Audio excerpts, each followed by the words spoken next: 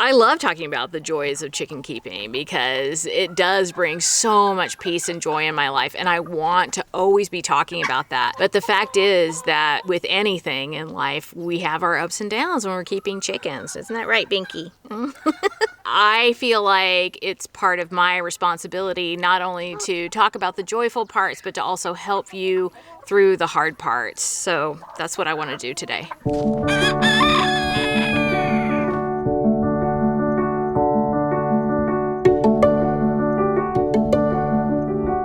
Hello friends, welcome to Chickenlandia. My name is Dahlia. I'm a backyard chicken educator, also known as the president of Chickenlandia. Raising chickens has been the best way for me to find peace and joy in my life, and I want to help you find that too. Binky, you don't want me to hold you right now, do you? You want to go down there and eat some food. I don't blame you. I want to eat food right now too. So before we even get started today, there's something that I need to talk about because I know it's going to come up in the comments, and sometimes those comments can get pretty rude. So I want to say right off, this is not a video about euthanasia. I'm not going to show you in this video how to end your chicken's life in that way. That is not because I'm against euthanasia for chickens. I am absolutely not. I do not recommend allowing a chicken to suffer needlessly. I don't want you to do that. You should always have a plan in place for euthanasia if that situation comes up. What I am going to talk about today are some options for you if you have a chicken that is clearly going to die and you either don't want to do euthanasia or you feel like, you know what, I want this chicken to have a natural death. If that is the case, I'm going to give you some options today to make that the most comfortable situation for your chicken that it can possibly be, because I do believe that you should have that option. I am not in any way saying that you should allow a chicken to suffer. I want to just come out and say that first. And I get it. There's going to be rude comments, but I just want everyone to understand where I am coming from. So I get a lot of messages from people who are in a really desperate situation. They're like, my favorite chicken is very, very sick. I don't know what's going on. I'll do anything to try and help her and try and get her to survive. Can you please tell me what I need to do? And so, when I'm having a conversation with that person and they're describing what's going on, I can tell by what they're saying that clearly that chicken is past the point of being able to recover, and certainly not without veterinary care. Now, I know that not everybody can afford to take your chicken to the vet, and even if you can afford it, to rush your chicken to the vet is going to be an extra expense too. So a lot of people just don't have those options, and I will never tell those people, oh, you shouldn't have chickens. Just because somebody doesn't have a lot of money doesn't mean that they're incapable of loving and caring for an animal.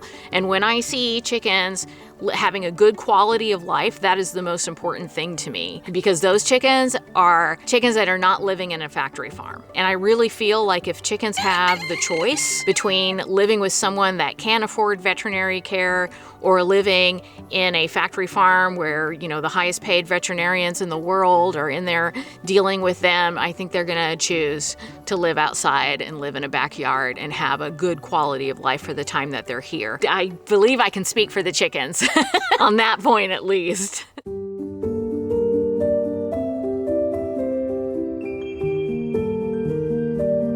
So if it gets to this point where your chicken is, let's say you're trying to give it something with a syringe, a little bit of water or a little bit of egg yolk or something with the syringe because the chicken is in distress and they're not eating and drinking, and it's just kind of like falling out of their mouth. They have none of that reflex to drink it. Sometimes even if a chicken is in really bad shape, you give them a little drop of water and they'll go, and that's when you're like, okay, there's a little bit of a chance. But if they're just like, really not responding at all to anything being put into their mouth, that's a pretty good indication that they're in very bad shape. It doesn't always mean they're going to die. I have seen miracles happen, especially with the use of homeopathics. I've seen some wild things happen. Usually that means that there's probably not a lot you can do, definitely at home, to bring that chicken back from whatever it's experiencing. The other thing that's a really big clue that your chicken is in the process of dying is if their feet have curled. So let's say you kind of stand them up and their feet are just completely curled under and they won't stand. That's a pretty good indication that they're very sick and they're probably past the point of recovering. Now, there are vitamin deficiencies and other kinds of conditions that will cause a chicken's feet to curl, like a baby chick. Sometimes they'll have curled toes. Sometimes older chickens, adolescent chickens, will get those curled toes, but they're still alert. You can tell that there's still some life there. The combination of like a comatose state where they're not responding to anything, they've got the curled toes, they might be breathing heavier or taking like the occasional gasp, that is a really good indication that that chicken is already in the process of dying. And we want to make that process as comfortable as possible. If a chicken is obviously in great distress, if they are very, very ill, if they are possibly dying, you do not want to leave them with their flock. At least you don't want to leave them where the flock has access to them. Because, and this has to do with the pecking order, if the other flock members see that there's a very weak member of the flock, there is a high chance that they will attack that chicken. Every time I talk about this, it's just like, oh, I hate it that chickens do this.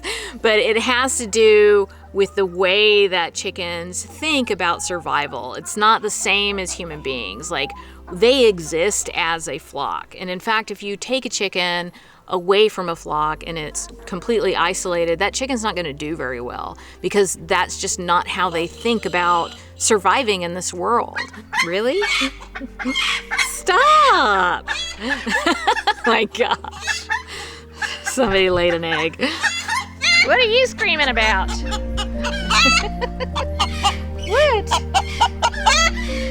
I laid an egg. Gotta walk away. Just gotta walk away.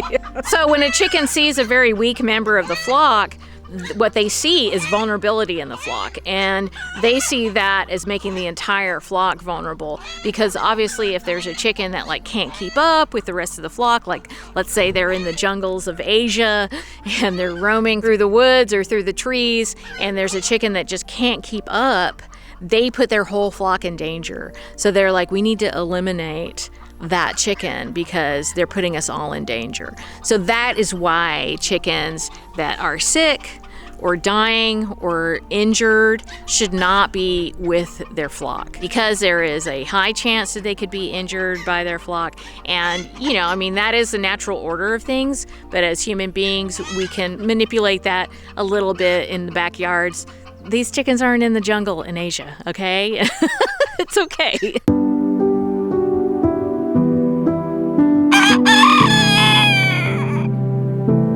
So remove your chicken from the flock, put it in a quiet place, a place where it won't be scared or anything. If this is a chicken that absolutely hates being handled by humans, then you need to take that into consideration during this time. And what you can do is set up an area where they can still be with their flock, but the flock can't get to them. And I think that that would be much more comfortable for them, rather than handling them a whole bunch or putting them in some place where they're going to feel scared because they're terrified of humans. And there's a lot of chickens like that. So we have to take those things into account during these times. It's all just about being considerate and thinking about how they're experiencing what's going on. Once you have your chicken isolated and they're in a comfortable place, there are a couple of products, and these are not expensive products that I'm going to show you, that I do give chickens that are dying. And I've talked about these before in a couple of videos, and I always get a lot of questions about them, so I wanted to make a whole video about this. So this is Angel's Trumpet. This is a flower essence. Now the bottle says it's an herbal supplement, but that's not really a good way to describe this, because it is such a diluted amount of Angel's Trumpet flower in this that it would not have any kind of like a negative effect on you. I had one person say, that's a hallucinogenic and it kills those people. And I understood where they were coming from because I didn't explain it very well in the video. So with a flower essence, it is the essence of the flower. It is so diluted down that it's basically just the energy of the substance that is in this. So I hope that I'm making sense. It's a lot like homeopathics, which is basically like energy medicine. So you might be somebody that's like, oh, that's a bunch of pseudoscience or whatever. If that's the case, then my advice to you is don't use it, you know? I give this to my chickens when they are passing. And what it helps them to do is to not resist the transition as much and to kind of accept what is happening. So that is one thing that I give to my chickens. And there's instructions on it, but what I do, because this is based in alcohol, I believe, so I will just put a couple of drops of this in maybe 4 ounces of water, and then I'll pull that into a needleless syringe and put a couple drops on the side of the chicken's beak. And it's okay if they don't actively swallow it because of the nature of flower essences and also because of the nature of homeopathics. I'm going to talk about this in just a minute. It really just needs to kind of get in their mouth for it to work, for that to be a dose. There's this one, and then the other thing that I would put into that same 4 ounces of water is a couple of pellets of the Homeopathic Arsenicum album. Now, I want to tell you, this is not arsenic, okay? You're not giving your chicken arsenic. I'm not advocating for that. This is the Homeopathic Arsenicum album, which means that it contains an extremely diluted amount of the substance that is on the label. So again, this is like energy medicine. It's got like the frequency of the substance. It's not going to have a negative effect on you or your chickens if you touch it or whatever. In fact, if your chicken isn't dying, if they're not meant to die, if they're not actually on their way to die, this is not going to make them die. Neither of these products are going to make them die if that's not already in place. So I want to also make that very clear because it's not euthanasia. It is to help them with the transition. Now, Arsenicum album, I'm sure on this label it's going to have other indications, like this says relieves diarrhea with vomiting and weakness, which it certainly does. That's part of what it does. But every homeopathic remedy, especially a remedy like this is called a polycrest remedy. That means that it has a lot of different indications and it can be used in a lot of different ways. In fact, I've taken this many times, okay? Because it's really good for anxiety and panic attacks. And yeah, I'm there.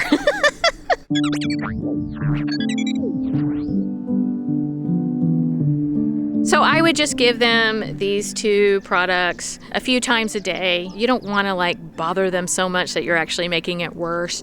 Maybe 4 times a day just to help ease them through the process. But no matter what you decide to do, whether you let them have a natural death or you mercifully end their life through euthanasia, I want you to understand something. And one thing that I deal with so much whenever a chicken dies, doesn't matter how they died, I always feel guilty. And it's just something that I struggle with. And it's so funny because what I would tell you is don't feel guilty. You gave that chicken a wonderful life. Like there's so many chickens on Earth. There's more chickens on Earth than there are any other species of bird. But the reason there are so many is because there's so many in factory farms. That's the reason. And your chickens aren't in a factory farm. So even if they were only here for a few days and they had a life where somebody cared for them and, you know, maybe they got to touch the ground, they got to see the sky. If they're a baby chick, they experienced warmth, they experienced love. Those are the things that I have to tell myself to focus on. And I will definitely tell anyone else, you know, please focus on that. But I know it's hard. There are times when I have seen a chicken that was like pretty sick and I was able to bring them back. You will have the best chance to help a sick chicken if you catch their symptoms very quickly, because chickens are great at hiding their symptoms. And anyone who's had chickens for any amount of time knows that they will hide their symptoms until they're nearly dead. It's important to be able to recognize when something is off with your chickens. I do have a video all about that. It's how to tell when your chicken is sick, before it's too late, hopefully. And it is on the screen right now. It's 100% friendly, backyard chickens, education and entertainment. And I know you're gonna love it.